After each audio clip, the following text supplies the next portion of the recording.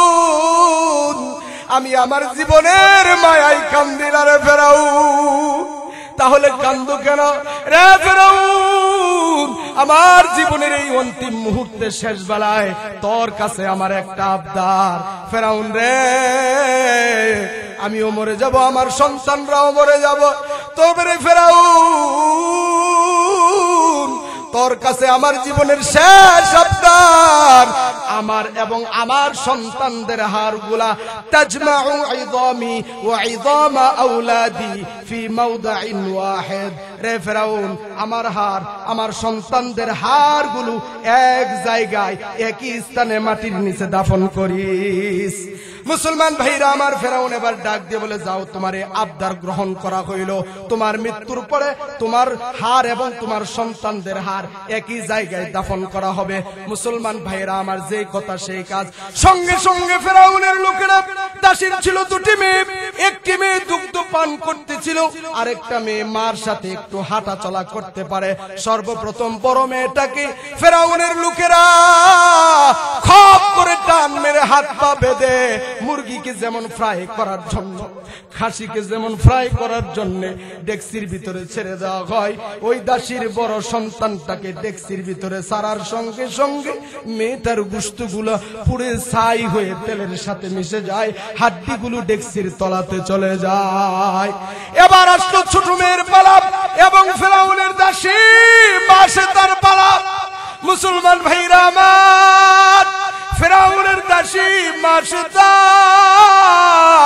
চোখের পানি ফালাইয়া বিনায়া বিলে কাল্লা। আমার মনে হয় ফেরাউনের দাসী তখন ডেকে ডেকে আসমানের মালিক আল্লাহকে বলে, আল্লাহ, তোমার আসমান, তোমার জমিন, তোমাকে রব মানার অপরাধে আজকে আমি সহ আমার মেয়েদেরকে এই জ্বলন্ত ডেক্সির ভিতরে পুরায়া হত্যা করা হইতেছে। আল্লাহ, তুমি এর বিচার কইরো। মুসলমান ভাইরা আমার, এবার মাসেতা এবং তার ছোট্ট সন্তানটাকে সামনের দিকে নিয়ে যাওয়া হচ্ছে। মুসলমান ভাইরা আমার, এক পর্যায়ে ফেরাউনের লোকেরা মায়ের কোলে মাসে তার ছোট্ট সন্তানরা দুধ পান করতেছিল। ছোট্ট শিশুটা মায়ের কোলে দুধ পান করতেছিল। সিল যেমন থাবা মেরে মুরগির বাচ্চাকে নিয়ে যায়, ফেরাউনের লোকেরা মুহূর্তের মধ্যে মায়ের কোল থেকে ওই ছোট্ট কন্যা সন্তানটাকে থাবা মেরে নিয়ে ডেক্সির ভিতরে ছেড়ে দেয়। মুসলমান ভাইরা আমার, মায়ের সামনে সন্তানের এই পরিণতি, মা কান্দে। আমার আল্লাহ সঙ্গে সঙ্গে কুদরতের প্রকাশ করে দিলেন। ওই কয়েকদিনের শিশু বাচ্চা ওই ডেক্সির ভিতর থেকে আল্লাহ তাআলা ওই মাসে তার ছোট্ট সন্তানের জবান খুলে দিল।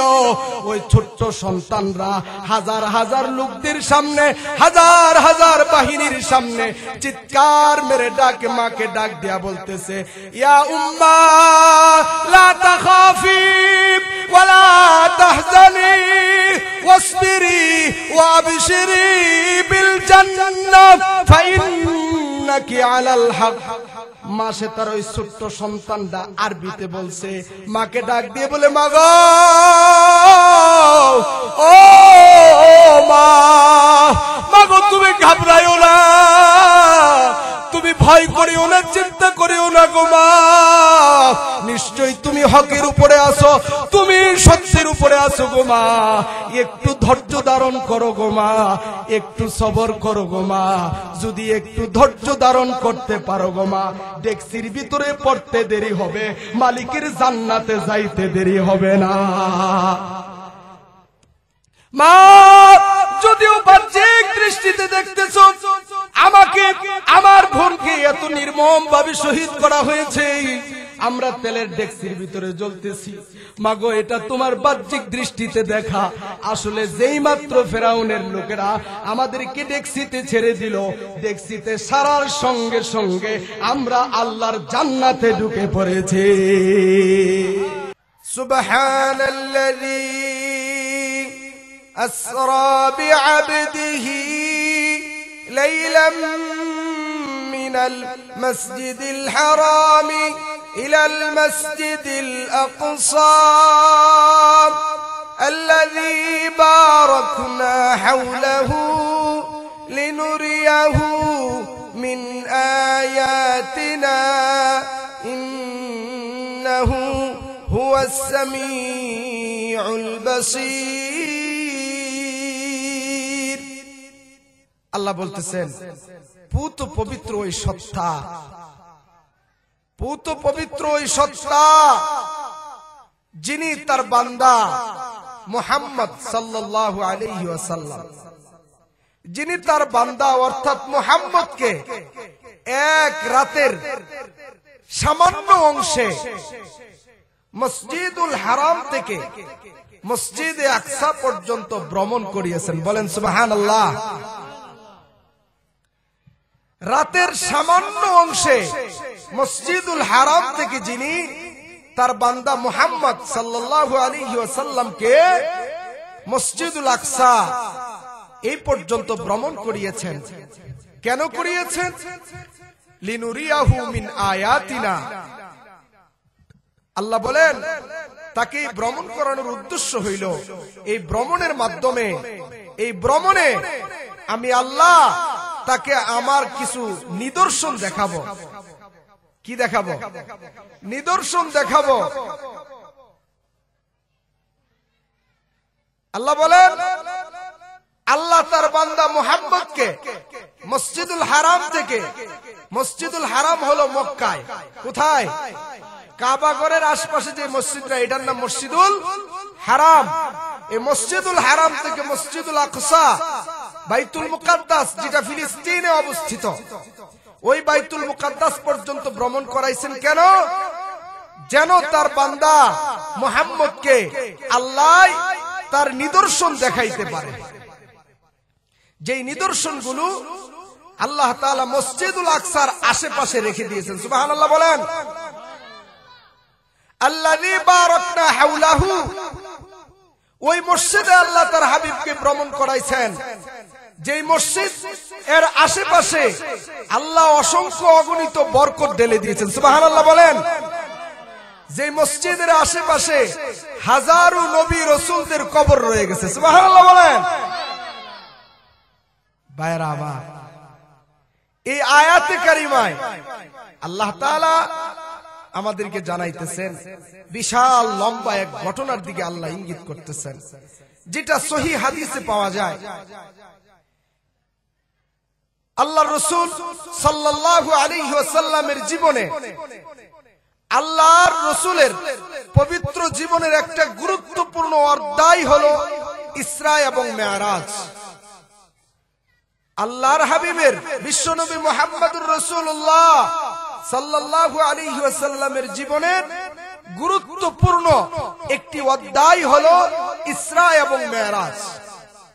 ভাইরা আমার, ইসরা এবং মেরাজ কাকে বলে আগে আমাদেরকে ওইটা বুঝতে হবে।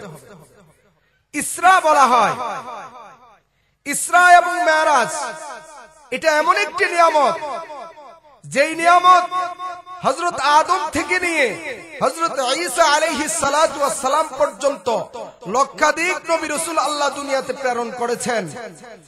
এই নিয়ামত কেবলমাত্র শুধুমাত্র আল্লাহ মুহাম্মদুর রাসূলুল্লাহকেই দান করেছেন, আর কোন পয়গম্বরকে আল্লাহ দান করেন নাই। সুবহানাল্লাহ বলতেন না? ভাইরা আমার, ইসরা বলা হয় মসজিদুল হারাম থেকে মসজিদে আকসা পর্যন্ত ভ্রমণকে। কাকে? মসজিদুল আকসা থেকে, মসজিদুল হারাম থেকে মসজিদুল আকসা যেটা ফিলিস্তিনে অবস্থিত, শত শত মাইল দূরে, এই ভ্রমণটাকে বলা হয় ইসরা। আর মসজিদুল আকসা থেকে 7 তবক আসমান পাড়ি দিয়া, লৌহ করম পাড়ি দিয়া আল্লাহর আরশ পর্যন্ত, আল্লাহর নিকট পর্যন্ত পৌঁছার যে ভ্রমণ, এটাকে বলা হয় মেরাজ। এটাকে কি বলা হয়? মেরাজ। ভাইরা আমার, আল্লাহ তাআলা এই রজব মাসে, আজকে রজব মাসের কয় তারিখ? 29 তারিখ। কয় তারিখ? 29 তারিখ। এই রজব মাসে ঐতিহাসিকগণের অধিকাংশের মতে এই রজব মাসে হিজরতের 10ম বর্ষে, নবুয়তের 10ম বর্ষে, কোন বর্ষে? নবুয়তের 10ম বর্ষে, অর্থাৎ রাসূলুল্লাহ নবী হইছেন নবুয়ত পাওয়ার 10 বছরের মাথায় আল্লাহ তাআলা তার হাবিবকে মেরাজ করাইছেন, আল্লাহর সান্নিধ্যে নিয়ে গেছেন। দুনিয়া থেকে উঠায়া 7 তবক আসমান পাড়ি দিয়া, লৌহ কলম পাড়ি দিয়ে সরাসরি আল্লাহ তার প্রিয় হাবিবকে আল্লাহর আরশ পর্যন্ত নিয়ে গেছেন। একেবারে আল্লাহর সামনে বসায়া সরাসরি আল্লাহ তার বন্ধুর সাথে কথা বলছেন। সুবহানাল্লাহ বলেন। ভাইরা আমার, এই সৌভাগ্য, এই নিয়ামত, সরাসরি আল্লাহর সাথে কথা বলা, আল্লাহ আদম থেকে নিয়ে মুহাম্মদুর রাসূলুল্লাহ পর্যন্ত লক্ষাধিক নবী রাসূল দুনিয়াতে পাঠাইছেন। শুধুমাত্র কেবলমাত্র আমার আপনার নবী, বিশ্ব নবী মুহাম্মদুর রাসূলুল্লাহকে আল্লাহ এই নিয়ামত দান করছে। অন্য কোন নবী বা পয়গম্বরকে আল্লাহ এই নিয়ামত দান করেন নাই। আমাদের নবীরে যে আল্লাহ এই নিয়ামত দিছে, এতে আমরা খুশি না বেজার? আরো জোরে বলেন, খুশি না বেজার? যদি খুশি হয়ে থাকি তাহলে মন খুলে, জবান খুলে চিৎকার মেরে বলুন আলহামদুলিল্লাহ। ভাইরা আমার, আল্লাহর রাসূল বলেন নবুয়তের 10ম বর্ষে নবীজিকে যখন আল্লাহ তাআলা নবুয়ত দিলেন, 1 বছর, 2 বছর, 3 বছর, 5 বছর, 7 বছর, 8 বছর, এইভাবে যেতে যেতে 10 বছর পার হয়ে গেল। কয় বছর পার হয়ে গেল? 10টি বছর পার হয়ে গেল। নবীজি আল্লাহর কাছ থেকে দায়িত্ব প্রাপ্ত হওয়ার পরে মক্কার লোকদের মাঝে তাওহীদের বাণী প্রচার করতে লাগলেন। ঈমানের প্রতি, তাওহীদের প্রতি মানুষকে দাওয়াত দিতে লাগলেন। যেই মাত্র নবীজি মানুষকে ঈমানের প্রতি, তাওহীদের প্রতি আহ্বান করতে শুরু করলেন, যেই লোকগুলো নবীজিকে আল আমিন বলে বিশ্বাস করত, সত্যবাদী বলে বিশ্বাস করত, যেই লোকগুলো নবীজিকে মাথার উপরে উঠায় রাখত, ওই লোকগুলো নবীজির বিরোধিতা শুরু করলো। কি শুরু করলো? বিরোধিতা শুরু করলো। আল্লাহর হাবিব যখন মক্কার পৌত্তলিকদেরকে, মূর্তি পূজারীদেরকে, মুশরিকদেরকে, কুরাইশদের লোকদেরকে যখন আল্লাহর নবী ইসলামের দাওয়াত দিতে শুরু করলেন, তাওহীদের দাওয়াত, একত্ববাদের প্রতি আহ্বান করতে লাগলেন, তখনই নবীজির মক্কার লোকেরা, কুরাইশের লোকেরা নবীজির ব্যাপারে ঠাট্টা বিদ্রুপ করতে শুরু করলো। কি করতে শুরু করলো? ঠাট্টা বিদ্রুপ করতে শুরু করলো। শুধু তাই নয়, নবীজির ডাকে, দাওয়াতে সাড়া দিয়া মুষ্টিময় যেই সমস্ত লোকেরা ঈমান এনেছে, মুষ্টিময় সাহাবী, এদের উপরে এই কুরাইশের লোকেরা অকথ্য নির্যাতন এবং জুলুম শুরু করে দিল। মুষ্টিময় সাহাবী যারা ঈমান এনেছিলেন, তাদের উপরে অকথ্য নির্যাতন এবং জুলুম শুরু করল। ভাইরা আমার, এক পর্যায়ে তারা আল্লাহর নবীর উপরে আক্রমণ করার পর্যন্ত দুঃসাহস করতে চেষ্টা করল। কিন্তু তারা যতই শত্রুতা করুক, যতই ঠাট্টা বিদ্রুপ করুক, নবীকে যতই গালিমন্দ করুক, নবীকে যতই গালি দেয়, মন্দচারী বলে, কিন্তু নবীজির উপরে হাত তুলবে এমন দুঃসাহস তারা করতে পারে না। কেন? বলে নবীজির জন্য দুইজন লোক ছিল মক্কা নগরীতে, যেই 2 জন লোক নবীজিকে শেল্টার দিতেন। সুবহানাল্লাহ বলেন।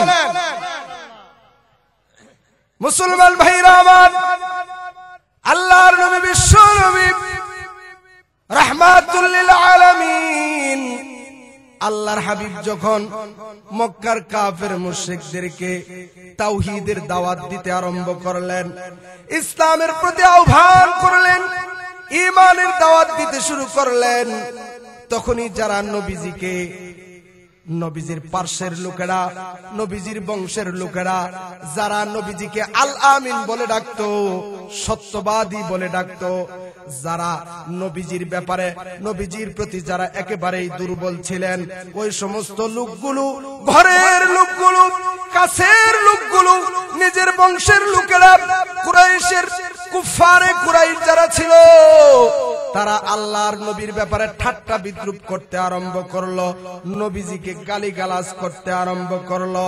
কিন্তু নবীজির ব্যাপারে ঠাট্টা বিদ্রুপ করলেও, নবীজিকে গালমন্দ করলেও, নবীজির উপরে হাত তুলবে, নবীজিকে শারীরিক ভাবে নির্যাতন করবে, এমন দুঃসাহস তারা তখনও করতে পারে নাই। মুসলমান ভাইরা আমার, 1 বছর 2 বছর করতে করতে দীর্ঘ 10টি বছর অতিবাহিত হয়ে গেল। নবীজির উপরে তখনও তারা শারীরিক নির্যাতন করার দুঃসাহস করতে পারে, কারণ নবীজিকে শেল্টার দেওয়ার মতো মক্কায় তখনও 2 জন লোক জীবিত ছিল। যেই 2 জন লোক আল্লাহর নবীকে শেল্টার দিতেন, আল্লাহর নবীর বিপদে আপদে নবীজির পাশে আইসা দাঁড়াইতেন। মুসলমান ভাইরা আমার, একজন ছিলেন নবীজির প্রিয়তমা স্ত্রী খাদিজাতুল কুবরা আত-তাহেরা রাদিয়াল্লাহু তাআলা আনহা। এই খাদিজা ছিলেন নবীজির জন্য জান প্রাণ, নবীজির প্রতি তার ছিল মোহাব্বত। খাদিজার প্রতি নবীজির মোহাব্বত ছিল অগাধ ভালোবাসা, মোহাব্বত। ভাইরা আমার, এই খাদিজা লক্ষ লক্ষ কোটি কোটি টাকার সম্পত্তি নবীজির হাতে তুলে দিয়ে বললেন, ওগো আল্লাহর হাবিব, আমার এই সম্পত্তি আমি আপনার হাতে তুলে দিলাম। ওগো আল্লাহর হাবিব, যেই জায়গায় খুশি, যেটাই খুশি আপনি আমার এই সম্পত্তি, এই টাকা পয়সা ব্যয় করতে পারবেন, আমার কাছে কোনোদিন কৈফিয়ত দেওয়া লাগবে না।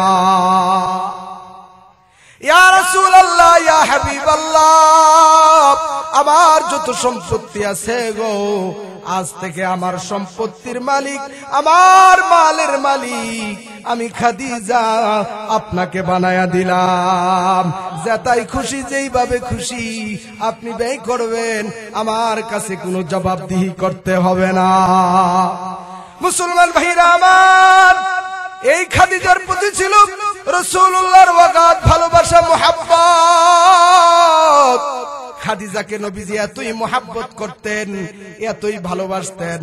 খাদিজা রাদিয়াল্লাহু তাআলা আনহা যতদিন পর্যন্ত জীবিত ছিলেন, আল্লাহর নবী ততদিন পর্যন্ত দ্বিতীয় কোনো বিয়ে করেন নাই।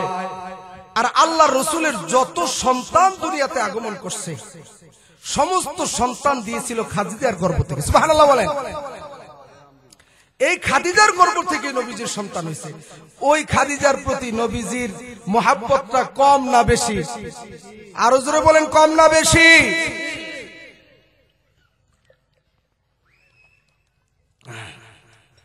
আর খাদিজার প্রতি নবীজির মোহাব্বত হবেই না কেন?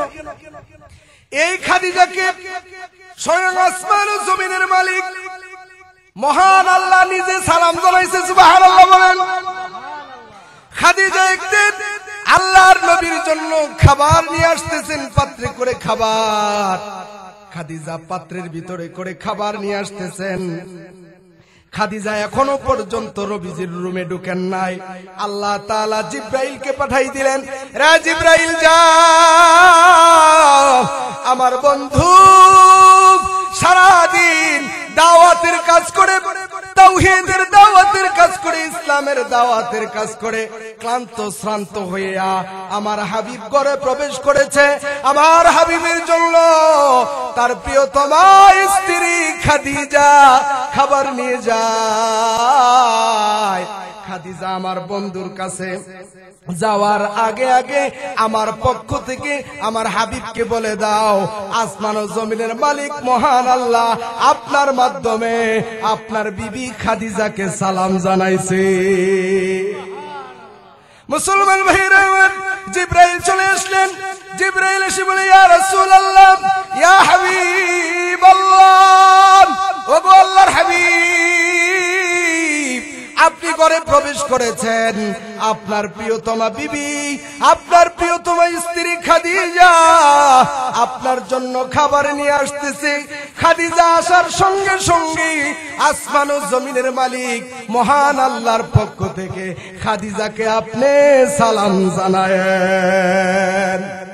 মুসলমান ভাইরা আমার, যে খাদিজাকে আল্লাহ সালাম জানায়, ওই খাদিজার প্রতি নবীজির মহব্বত কম না বেশি? আরো জোরে বলেন, কম না বেশি? ভাইরা আমার, নবুয়তের 10ম বর্ষে হযরতে খাদিজাতুল কুবরা তাহেরা রাদিয়াল্লাহু তাআলা আনহা ইন্তেকাল হয়ে গেল। নবীজির প্রিয়তমা স্ত্রী খাদিজা দুনিয়া থেকে বিদায় হয়ে গেল। নবীজিকে যারা সাহারা দিত, যেই দুইজন লোক নবীজির দুর্দিনে, নবীজির মুসিবতে, নবীজির দুর্দিনে নবীজির পার্শ্বে দাঁড়াইতেন, তাদের একজন ছিল খাদিজা। খাদিজা দুনিয়া থেকে বিদায় হয়ে গেল। আর একজন ছিল নবীজির চাচা আবু তালেব। মুসলমান ভাইরা আমার, এই আবু তালেব যদিও ঈমান আনে নাই, নবীজির কালিমা গ্রহণ করে নাই, কিন্তু আবু তালেব নবীজিকে চতুর্মুখী সাহায্য করেছে, নবীজির জন্য ডাল হয়ে দাঁড়ায় গেছে। নবীজির একটা সাহারা ছিল। আবু তালেব বলে দিছে, ভাতিজা মুহাম্মদ, রে মুহাম্মদ, যদিও আমি তোমার কালিমা গ্রহণ করি নাই, কিন্তু রে ভাতিজা, যতদিন পর্যন্ত আমার শরীরে এক বিন্দু রক্ত থাকবে, এই মক্কা নগরীতে কোনো মায়ের বেটার ক্ষমতা নাই তোর উপরে আক্রমণ করার জন্যে। মুসলমান ভাইরা আমার, এই আবু তালেব খাদিজার ইন্তেকালের মাত্র 3 দিনের মাথায়, কয় দিনের মাথায়? 3 দিনের মাথায় আবু তালেব দুনিয়া থেকে বিদায় হয়ে গেল। মুসলমান ভাইরা আমার, নবী আমার বড় শোকাহত, বড় মর্মাহত। যেই দুইজন লোক নবীজিকে শেল্টার দিতেন, নবীজির বিপদে আপদে নবীজির পার্শ্বে আইসা দাঁড়াইতেন, এমন দুইজন লোক দুনিয়া থেকে বিদায় হয়ে গেল। মুসলমান ভাইরা আমার, এবার কুফারে কুরাইশরা, মক্কার কাফের মুশরিকরা এতদিন যেই দুইজনের কারণে নবীজির উপরে আক্রমণ করতে পারে নাই, নবীজির উপরে হামলা করতে পারে নাই, যেই মাত্র এই দুইজন দুনিয়া থেকে চলে গেল, এমনিতেই নবীজি শোকাহত, মর্মাহত। এদিক দিয়ে কাফেররা এটাকে সুবর্ণ সুযোগ মনে করলো। কাফেররা মনে মনে ভাবলো, আজ তো দুনিয়ায় খাদিজাও নাই, আজ মুহাম্মদের চাচা আবু তালেব দুনিয়ায় নাই, এখন মুহাম্মদকে আমরা নির্যাতন করব, অত্যাচার করব, প্রয়োজনে মুহাম্মদকে আমরা এই মক্কা থেকে তাড়িয়ে দেব। বলেন নাউযুবিল্লাহ। আল্লাহর নবী আবার দ্বীনের দাওয়াত দিতে গেলে কুফারে কুরাইশ, মক্কার কাফের মুশরিকরা নবীজির উপরে শারীরিক আক্রমণ করতে শুরু করলো। একে তো তারা কালিমা গ্রহণ করে না, আবার যারা কালিমা গ্রহণ করে তাদের উপরে অকথ্য জুলুম আর নির্যাতন চালাইতে আরম্ভ করলো। মুসলমান ভাইরা আমার, শেষ পর্যন্ত নবীজি কোনো উপায়ন্ত না দেখে, নবীজি কোনো রাস্তা খোলা না দেখে, নবী আমার মনে বড় আশা লইয়া তিনি চলে গেলেন পার্শ্ববর্তী শহর তায়েফ নগরীতে। যেই তায়েফ মক্কা থেকে 60-70 মাইল দূরে। কয় মাইল দূরে? 60 থেকে 70 মাইল দূরে অবস্থিত তায়েফ নগরী। পাহাড়ে বেষ্টন এলাকা, উঁচু উঁচু উঁচু পাহাড়ের এলাকা। আল্লাহর নবী মক্কা থেকে পায়ে হেঁটে, আল্লাহর নবী মক্কা থেকে পায়ে হেঁটে তায়েফে গমন করলেন। মনে বড় আশা ছিল, মক্কার লোকেরা হয়তো ঈমান আনে না, আমি যাই সেই তায়েফ নগরীতে। তায়েফে ছিল নবীজির নানার বাড়ি। কিসের বাড়ি? নানার বাড়ি। নবী আমার বড় বুক বড় আশা নিয়ে তায়েফ নগরীতে গেলেন। নবীজি বলেন, আমি বুক বড় আশা নিয়ে তায়েফে গেলাম, হয়তো তায়েফের লোকগুলা আমার ডাকে সাড়া দিবে, আমার কালেমা গ্রহণ করবে, ইসলাম গ্রহণ করবে।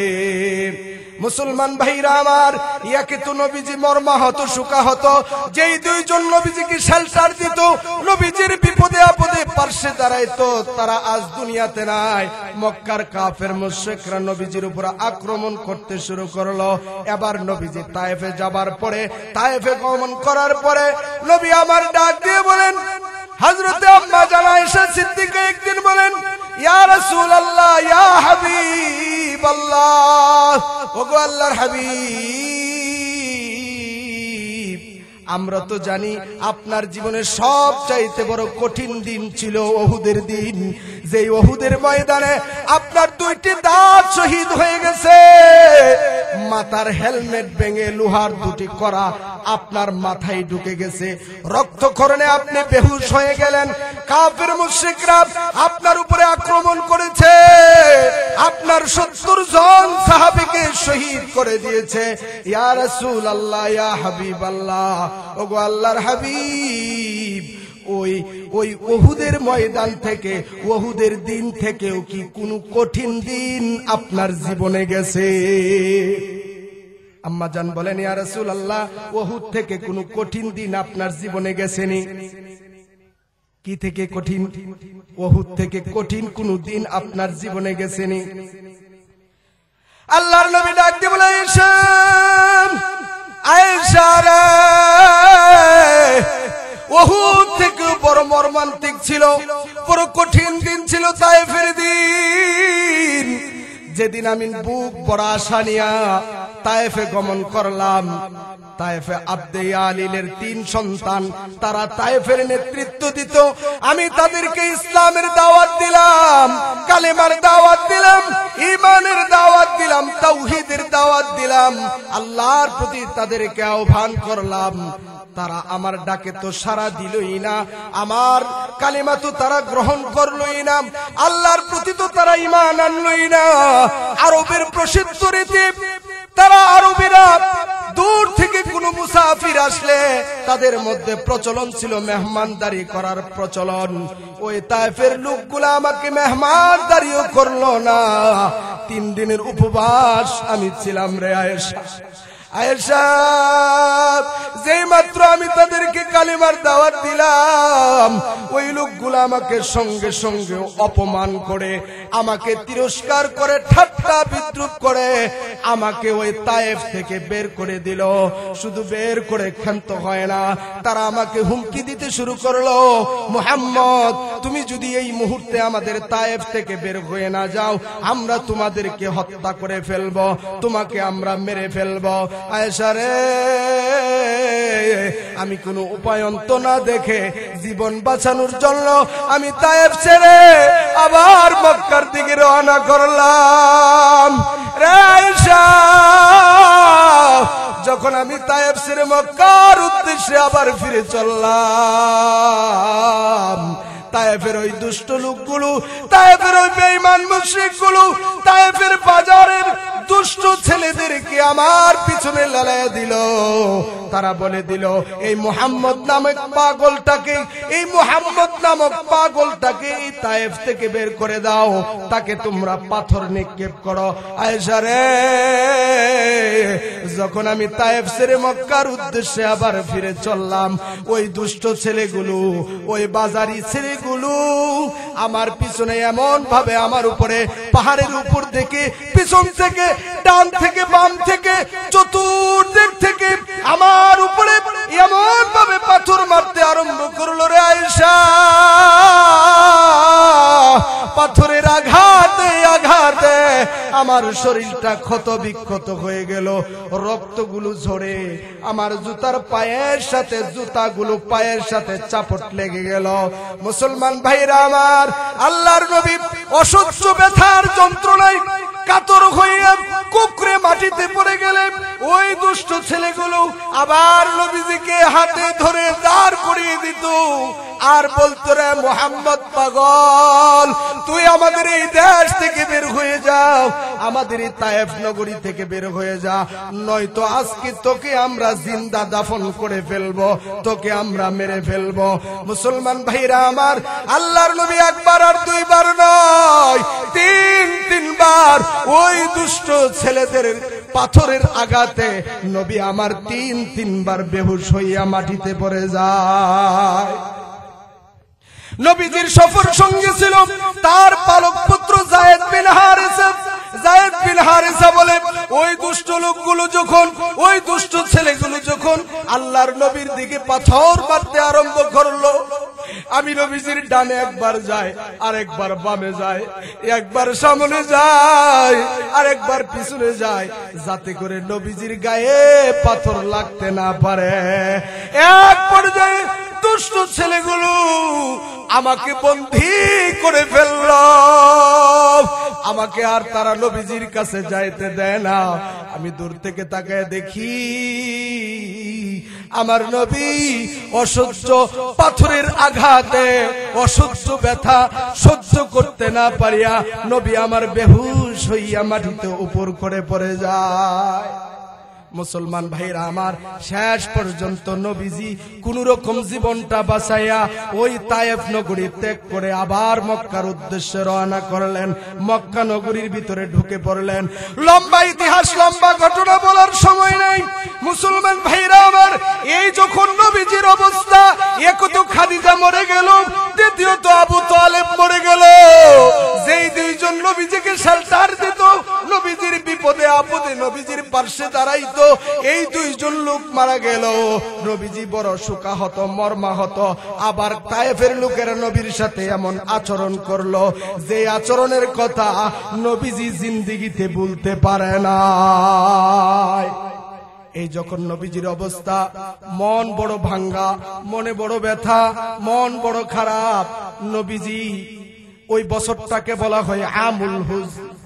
যেই বছর খাদিজাও মারা গেছে, আবু তালেবও মারা গেছে, ওই বছরটাকে বলা হয় আমুল হুজন, মানে হইল চিন্তার বছর, পেরেশানির বছর। নবুয়তের 10ম বর্ষটা ছিল নবীজির জন্য চিন্তার বছর, পেরেশানির বছর। মুসলমান ভাইরা আমার, নবী আমার ঘরে বসে থাকে, মন বড় খারাপ, মনে বড় ব্যথা। নবীজির মনে ব্যথা, নবীজির মনে কষ্ট, নবী আমার শোকাহত। আসমান ও জমিনের মালিক মহান আল্লাহ দেখেনি। আর জোরে বলেন, আল্লাহ দেখেনি। ভাইরা আমার, নবীজিকে সান্ত্বনা দেওয়ার জন্য, নবীজিকে খুশি করার জন্য, নবীজিকে আবার নতুন ভাবে চাঙ্গা করে দ্বীনের ময়দানে, দ্বীনের জন্য, ইসলামের জন্য আবার ময়দানে নামাবে, সেই উদ্দেশ্যে আল্লাহ তাআলা নবীজির অতীতের সমস্ত দুঃখ কষ্ট মুছে দেওয়ার জন্য সবকিছু ভুলায়া নবীজিকে নতুন উদ্যমে, নতুন ভাবে চাঙ্গা করে, নবীজিকে খুশি করে আবার ময়দানে প্রেরণ করার জন্য আল্লাহ তাআলা স্বয়ং নিজে তার হাবিবকে আরশে মুআল্লার মধ্যে নিয়া, আল্লাহর কাছে নিয়া, আল্লাহ সরাসরি তার হাবিবের সাথে কথা বলেছেন। আল্লাহ ডাক দিয়ে বলে, বন্ধুরা, আপনার মনে বড় কষ্ট, আপনার মনে বড় ব্যথা, বন্ধু আমার, আসেন আসেন আমার কাছে আসেন, আমাকে এক নজর দেখেন, আমার সাথে কথা বলেন, আপনার সমস্ত দুঃখ বেদনা দূর হয়ে যাবে। মুসলমান ভাইরা আমার, নবীজিকে আল্লাহর কাছে নেওয়ার জন্য আল্লাহ তাআলা হযরত জিবরাইলকে পাঠাইলেন, সঙ্গে দিয়ে দিলেন হযরত মিকাইলকে। সুবহানাল্লাহ বলেন। সবচেয়ে বড় বড় 4 জন ফেরেশতা কয়জন? 4 জনের মধ্যে 2 জন হইল হযরত জিবরাইল, হযরত মিকাইল। বড় বড় 2 জন ফেরেশতা পাঠিয়ে দিলেন আল্লাহর হাবিবকে আল্লাহর কাছে নিয়ে যাওয়ার জন্য, ইজ্জতের সাথে, সম্মানের সাথে আল্লাহর কাছে নিয়ে যাওয়ার জন্য জিবরাইলও পাঠাইলেন। 4 জনের মধ্যে আবার সবচেয়ে বড় লিডার, সবচেয়ে বড় হইল হযরত জিবরাইল। 4 জনের মধ্যে সবচেয়ে বড় কে? জিবরাইল। জিবরাইলকে আল্লাহ পাঠাইলেন, সঙ্গে দিয়ে দিলেন মিকাইলকে।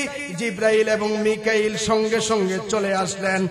যেই রাত্রিতে জিবরাইল এবং মিকাইল আল্লাহর নবীর কাছে এসেছেন, আল্লাহর নবীকে আল্লাহর কাছে নিয়ে যাওয়ার জন্য, মেরাজে নিয়ে যাওয়ার জন্য, মুসলমান ভাইরা আমার, আল্লাহর নবী ওই রাত্রে হাতিমে কাবা, কাবা শরীফের সাথে একটা জায়গা আছে, এটাকে বলা হয় হাতিমে কাবা। নবী আমার ওই হাতিমে কাবার মধ্যে শুয়েছিলেন, না ঘুম না সজাগ, মাঝামাঝি, কিজাকিজি, মাঝামাঝি না ঘুম না সজাগ এমন একটা মুহূর্তে হযরত জিবরাইল আসলেন, সঙ্গে মিকাইলও আসলেন। জিবরাইল আসিয়া নবীজিকে উঠাইলেন, উঠাইয়া নবীজিকে দুইজনে মিলে জমজম কুমের পাশে নিয়ে গেলেন। ওখানে নিয়ে নবীজিকে কোনো কথা নাই, নবীজিকে ওখানে শোয়ায়া ফেললেন, শোয়াইয়া ওপেন হার্ট সার্জারি করলেন। নবীজির বুকটাকে চিরে ফেললেন, ফেরে ফেললেন, বুককে চিরে বুককে ফেরে ভিতর থেকে নবীজির দিলটা বের করলেন। ওই দিলটাকে সোনার পাত্রে রাখিয়া জমজমের পানি দিয়া ভালোভাবে দৌত করে ওই দিল থেকে দুনিয়ার যত লোভ লালসা আছে সব কিছু বের করে দিলেন। এবং ওই দিলের মধ্যে মালাআহু ইলমান ওয়া হিলমান ওয়া ঈমানান ওয়া ইয়াকিনান ওয়া ইসলামান। আল্লাহর নবীর দিলটাকে ঈমান দিয়া, ইসলাম দিয়া, হিকমত দিয়া, জ্ঞান দিয়া, বুদ্ধি দিয়া, ইসলাম দিয়া ওই দিলটাকে পরিপূর্ণ করে আবার যথাস্থানে লাগায়া দিছে। সুবহানাল্লাহ। দিল যেই জায়গায় ছিল ওই জায়গায় লাগায়া জিবরাইল শুধু ইশারা করলেন, ইশারা করার সাথে সাথে আবার নবীজির বক্ষ মুবারক একসাথে লাগিয়া যায়। মুসলমান ভাইরা আমার, আল্লাহর হাবিব এবার নবীজিকে জিবরাইল মসজিদুল হারাম থেকে নিয়ে যাবেন মসজিদুল আকসায়। কোথায় নিয়ে যাবেন? মসজিদুল আকসায়। আল্লাহর হাবিবকে মসজিদুল আকসায় নিয়ে যাওয়ার জন্য একটা বাহন আনা হইল। ওই বাহনটার নাম হইল বুরাক। ওই বাহনের নাম কি? বুরাক। বুরাক আনা হইল। নবীজিকে বুরাকের উপরে চড়াইয়া জিবরাইল হলেন ড্রাইভার। জিবরাইল কিবার? ড্রাইভার। জিবরাইল সামনে বসলেন, ড্রাইভিং করতেছেন। কি করতেছেন? ড্রাইভিং করতেছেন। নবীজিকে মুহূর্তের মধ্যে মসজিদুল হারাম থেকে মসজিদুল আকসায় নিয়ে গেলেন। ভাইরা আমার, মসজিদুল হারাম থেকে মসজিদুল আকসার যাওয়ার পথে আল্লাহ তাআলা অনেকগুলো নিদর্শন নবীজিকে দেখাইছেন। জান্নাতের কিছু দৃশ্য নবীজিকে দেখাইছেন, জাহান্নামের কিছু দৃশ্য নবীজিকে দেখাইছেন। মুসলমান ভাইরা আমার, আল্লাহর নবী যখন মসজিদুল হারাম থেকে মসজিদুল আকসার উদ্দেশ্যে রওনা করলেন, পথ চলতে চলতে চলতে চলতে যখন নবীজি বর্তমান মিশর, ওই মিশরের উপর দিয়া যাইতেছিলেন, এক জায়গায় নবীজি এক জায়গায় অবস্থান করলে ওখান থেকে সুগন্ধের সুঘ্রাণ পাইতে আরম্ভ করলেন। এক জায়গা থেকে জান্নাতের খুশবু আসতেছে, সুঘ্রাণ আসতেছে। নবীজি ডাক দিয়া বলে, ভাই জিবরাইল, এইটা কোন জায়গা? এখান থেকে এত সুন্দর খুশবু আসে কিভাবে? জিবরাইল, এইটা কোন জায়গা? এখান থেকে এত সুন্দর সুঘ্রাণ কিভাবে আসতেছে? আর এই ঘ্রাণই বা কিসের ঘ্রাণ?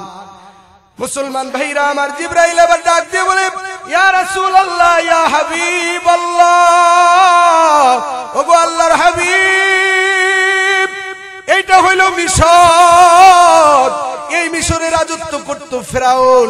ফেরাউনকে আল্লাহ তাআলা মিশরের রাজত্ব দান করেছিলেন, ক্ষমতা দান করেছিলেন।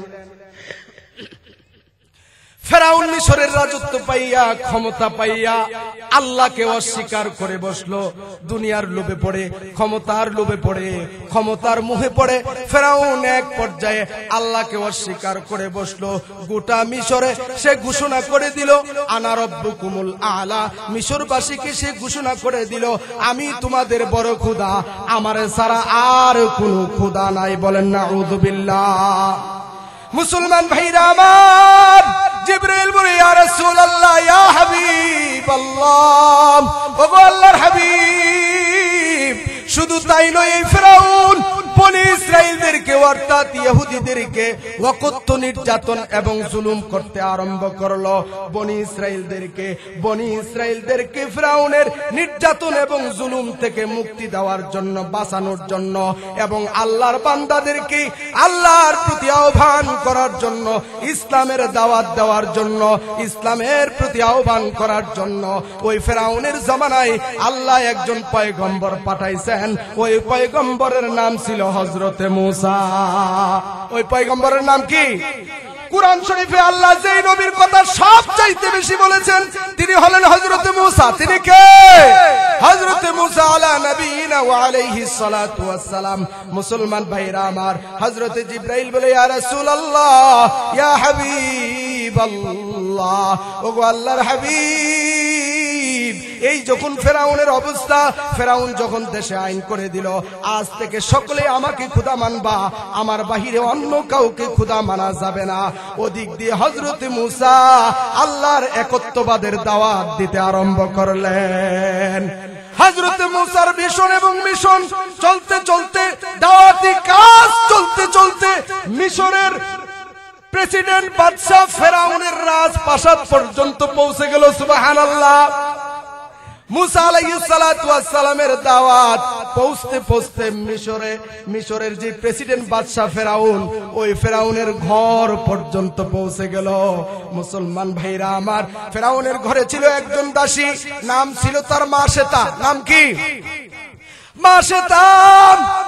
ফেরাউনের দাসী হযরতে মূসা আলাইহিস সালাতু ওয়াস সালামের দাওয়াত পাইয়া, আল্লাহর পরিচয় পাইয়া আল্লাহর প্রতি ঈমান নিয়ে আসলো, মূসা নবীর প্রতি ঈমান নিয়ে আসলো। মূসা নবীর কালিমা গ্রহণ করে সে একজন ঈমানদার হয়ে গেল, মুসলমান হয়ে গেল। মুসলমান ভাইরা আমার, যেহেতু ফেরাউন জানলে নির্যাতন করবে, অত্যাচার করবে, জুলুম করবে, সেই জন্য ফেরাউনের দাসী মাশেতা তার এই ঈমানকে গোপন করে রাখছে। কি করে রাখছে? গোপন করে রাখছে, কোনোদিন প্রকাশ করে নাই। ভাইরা আমার, একদিন ওই দাসী মাশেতা ফেরাউনের মেয়ের চুল আশ্রাইতেছিল। কি আশ্রাইতেছিল? চুল আশ্রাইতেছিল। চুল আশ্রাইতে গিয়া হঠাৎ করে তার হাত থেকে চিরুনিটা মাটিতে পড়ে যায়। এবার ফেরাউনের দাসী মাশেতা চিরুনি মাটি থেকে তোলার সময় সে বলল বিসমিল্লাহির রহমানির রহিম। মুসলমান ভাইরা আমার, ফেরাউন এত দুষ্ট ছিল, সে তার দেশে আইন জারি করে দিল, কোন কাজ করবি তো আমার নামে করবি, অন্য কারো নামে কোনো কাজ করা যাবে না। বলেন নাউজুবিল্লাহ। আমরা মুসলমান ভালো কাজ কার নামে আরম্ভ করি? আল্লাহর নামে শুরু করি। আমরা প্রত্যেকটি ভালো কাজের শুরুতে বলি বিসমিল্লাহির রহমানির রহিম। ফেরাউনের দাসীও আল্লাহর নামে সমস্ত কাজ আরম্ভ করে, কিন্তু প্রতিদিন সে আরম্ভ করত, কোনো কাজ করলে ওইটা গোপনে গোপনে বিসমিল্লাহ বলতো। কিন্তু আজকে হঠাৎ করে মুখ ফসকে সে আওয়াজ করে জুড়ে বলে বসলো বিসমিল্লাহির রহমানির রহিম। মুসলমান ভাইরা আমার, ফেরাউনের দাসী আবার বিসমিল্লাহ বলে চিরুনিটা মাটি থেকে তুলতে গেলে ফেরাউন কন্যা ডাক দিয়ে বলে, রে মাশেতা, কি আজীব কারবার, তুমি আমাদের ঘরে থেকে তুমি কার নামে চিরুনি উত্তোলন করলা? মাশেতা ডাক দিয়ে বলে, রে ফেরাউন কন্যা, আমি ওই সত্তার নামে চিরুনি তুললাম, রব্বি ওয়া রব্বুকি ওয়া রব্বু আবিকি, যেই সত্তা আমার রব, তোমার রব, তোমার বাবা ফেরাউনের রব, আমি ওই রবের নামে চিরুনি তুলছি। সুবহানাল্লাহ। মুসলমান ভাইরা আমার, যেই মাত্র এই কথা বলল, এবার ফেরাউন কন্যা ডাক দিয়ে বলে, আওয়ালা কি রব্বুন গায়রা আবিব, রে মাশেতা, তুমি কি বিশ্বাস করো নাকি আমার বাবা ফেরাউন ছাড়াও তোমার আরো কোন রব আছে? এটা তুমি বিশ্বাস করো নাকি? মুসলমান ভাইরা আমার, তাফসীরের কিতাবে আছে কালাত নাম। মাশেতা ডাক দিয়ে বলে, হ্যাঁ অবশ্যই তোমাকে ছাড়াও আমার একজন রব আছে, তোমার বাবা ছাড়াও আমার রব আছে, তোমার বাবা কোনদিন রব হইতে পারে না। মাশেতা বলে, রব্বি ওয়া রব্বুকি ওয়া রব্বু আবিকিল্লাহ, আমার রব তোমার বাবার রব, তোমার রব হলেন একমাত্র আল্লাহ। জোরে বলেন রবকে, আরো জোরে বলেন আমাদের রবকে। মুসলমান ভাইরা আমার, যেই মাত্র মাশেতা এই কথা বলল, আমার রব তোমার রব, তোমার বাবার রব হলেন আল্লাহ, এবার ফেরাউনের মেয়ে রেগে ফায়ার হয়ে গেলেন, সঙ্গে সঙ্গে দৌড় দিয়ে বাবা ফেরাউনের কাছে চলে গেল। সমস্ত ঘটনা খুলে বললে ফেরাউন এবার মাশেতাকে ডেকে পাঠালো। মাশেতা উপস্থিত হলে ফেরাউন জিজ্ঞেস করে, এ মাশেতা, আওয়ালা কি রব্বুন গায়রি, তুমি কি বিশ্বাস করো নাকি আমাকে ছাড়াও তোমার কোন রব আছে? এই কথা কি তুমি বিশ্বাস করো নাকি? মুসলমান ভাইরা আমার, মাশেতা এবার বুক চেতিয়ে চিৎকার মেরে বাঘের মতো, সিংহের মতো গর্জন করে বলে, রে ফেরাউন, তুই কোনদিন প্রভু হতে পারস না। রব্বি ওয়া রব্বুকাল্লাহ, আরে আমার রব তোর রব হইলেন একমাত্র একমাত্র আল্লাহ। কে? আল্লাহ। যেই মাত্র ফেরাউনের দাসী এই কথা বলল, ফেরাউন এবার তেলে বেগুনে জ্বলে উঠল। ফেরাউন ডাক দিয়ে বলে, মা সেতারে সাবধান, সতর্ক করে দেই, যদি এই মুহূর্তে তুই মুসার খোদাকে অস্বীকার না করস, আসমানের মালিক আল্লাহকে অস্বীকার না করস, তোর রবকে তুই অস্বীকার না করস, আমাকে রব হিসাবে মেনে না নেস, আমি তোকে সহ তোর সন্তানদেরকে আগুনে পুড়ায়া হত্যা করে ফেলবো। বলেন নাউজুবিল্লাহ। মুসলমান ভাইরা আমার, যেই কথা সেই কাজ। এবার ফেরাউন তার লোকদেরকে অর্ডার করলো, আদেশ করলো, নির্দেশ দিল, বসাও ডেকসি, ডেকসির ভিতরে ঢালো তেল। ভাইরা আমার, তেল ডালা হইল, নিচ দিয়া আগুন ধরানো হইল। তেল যখন প্রচন্ড উত্তপ্ত হয়ে উঠলো, টকবক টকবক করতেছে তেল, মনে হয় যেন একটা খাসি ছেড়ে দিলে মুহূর্তের মধ্যে পুনা হয়ে যাবে। এই যখন তেলের অবস্থা, এবার ফেরাউন বলল, মা সেতা এবং তার ছিল 2টা সন্তান, কন্যা সন্তান।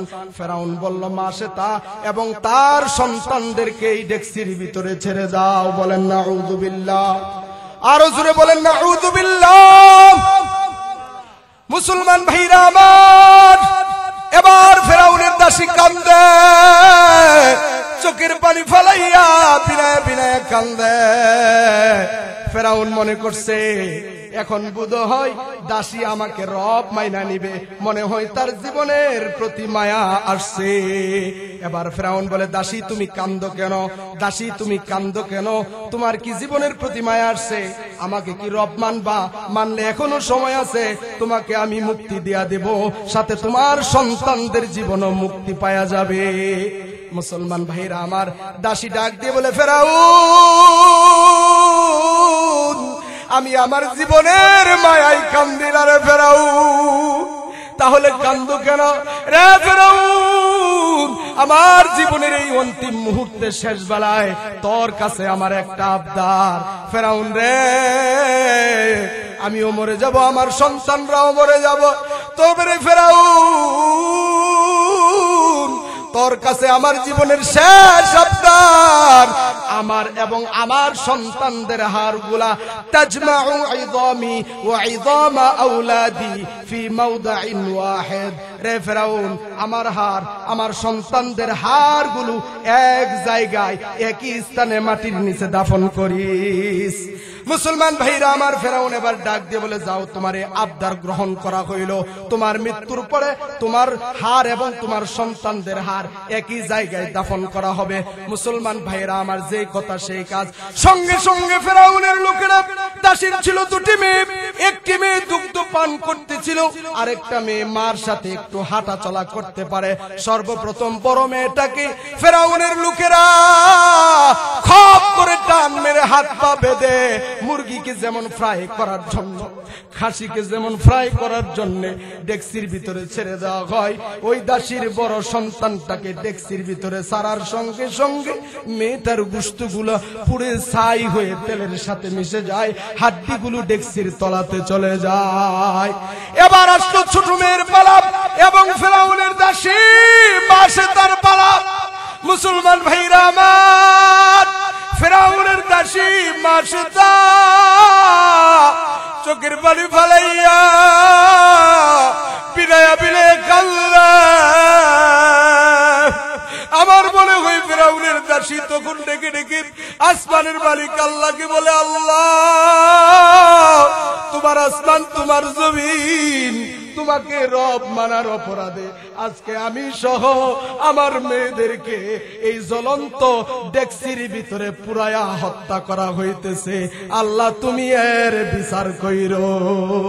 মুসলমান ভাইরা আমার, এবার মা সেতা এবং তার ছোট্ট সন্তানটাকে সামনের দিকে নিয়ে যাওয়া হচ্ছে।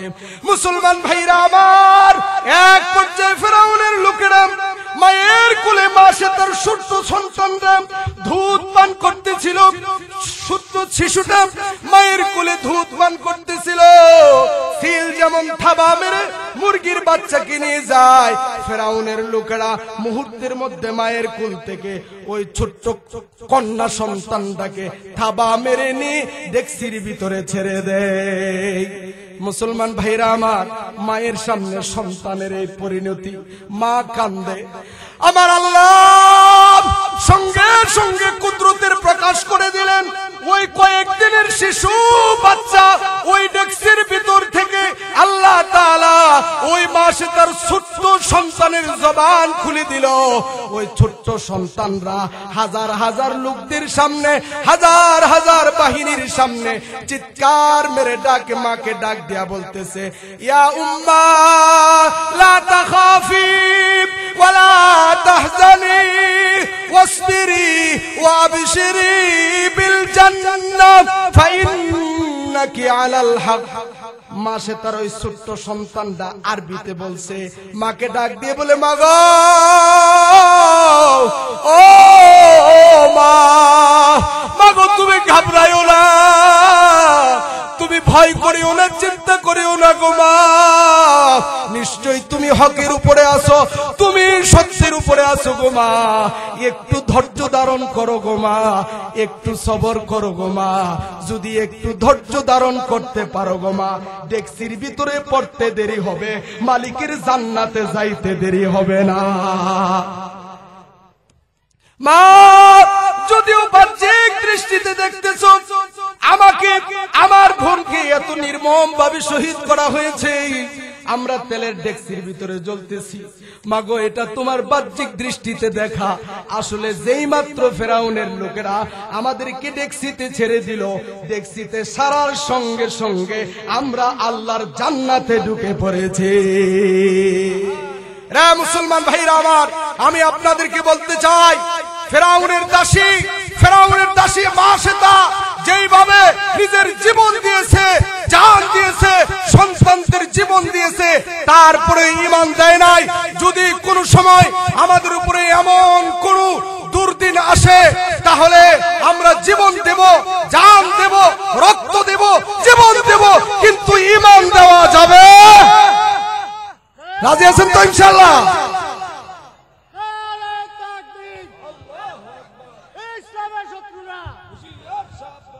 ভাইরা আমার, মাসেতা আমাদেরকে মেসেজ দিয়ে গেছে, হে পৃথিবীর কিয়ামত পর্যন্ত যত ঈমানদার, যত মুসলমান পৃথিবীতে আগমন করবা, কোন তাগুতের সামনে, কোন কাফের বেঈমানের সামনে প্রয়োজনে জীবন দিবা, কিন্তু ঈমান দেওয়া যাবে না। কথা ঠিক তবে ঠিক? ভাইরা আমার, যদি প্রয়োজন স্বাধীনতার সার্বভৌমত্ব রক্ষা করার জন্য, যদি এই দেশের মুসলমানদের ঈমান আকীদা রক্ষা করার জন্য যদি রক্ত দিতে হয়, জীবন দিতে হয়, জান দিতে হয়, কারা কারা প্রস্তুত আছেন? দুই হাত তুলে আল্লাহকে দেখান। আল্লাহ পাক, আল্লাহু আকবার, আল্লাহ পাক আমাদেরকে কবুল করেন। ওয়া আখিরু দাওয়ানা আনিল হামদুলিল্লাহি রাব্বিল আলামিন। ওয়াসসালামু আলাইকুম ওয়া রাহমাতুল্লাহি ওয়া বারাকাতুহু।